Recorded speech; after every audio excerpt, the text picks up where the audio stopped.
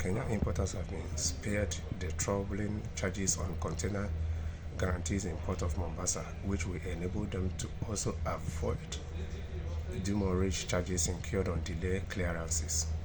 The move, which follows Tanzania's, came after shippers and clearing agents struck a deal that will allow importers to settle any charges on damaged containers on during them to a shipper, not before taking the cargo as before.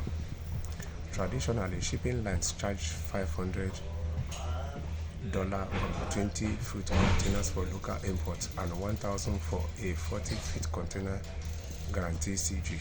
In case containers are lost, damaged, or returned dirty, goods destined to neighboring countries incur more expenses. Importers pay $1,000 for a 20-foot container and $5,000 for a 40-foot, depending on the risks involved. This week, 4 shipping lines, including CMA, CGM, and MSC Ocean Freight Shipping Agents, and over 25% clearing companies, signed a memorandum of understanding with Visa Service Company, which will cover containers while allowing importers to take their cargo to destinations.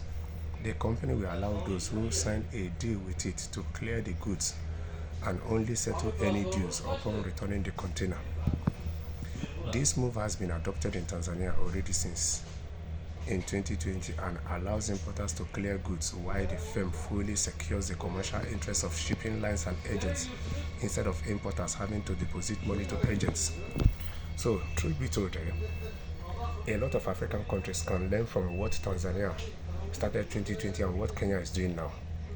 Because some African countries, if they can adopt this system that an importer don't need to go through an agent again, it will have a way of reducing the cost of clearing goods and shipping goods, and it will equally help when it comes to the prices of in which the importers or the exporters are selling these goods in the local domestic market and international markets, and is equally going to reduce the price in which these goods or commodities are being sold to the consumers at the local or international level. Because this middleman business is what with exchange rate. Yes, because by the time these African countries adopt this system now and they start paying in their local currencies, the clearing of the goods, they don't need to exchange for the dollar or the euro to be able to make these payments. It will go a whole long way of reducing food scarcity in Africa. It will equally make the average commodities or the foods that the people need for their day-to-day normal life existence, the prices to be affordable. So I think it's only fair enough that many African countries should study how Tanzania and Kenya is doing this, look for how they are even going to do it much better. Because it is, if you check what is happening in some ports in Africa, that people's goods are being impounded, sometimes for little or no reason.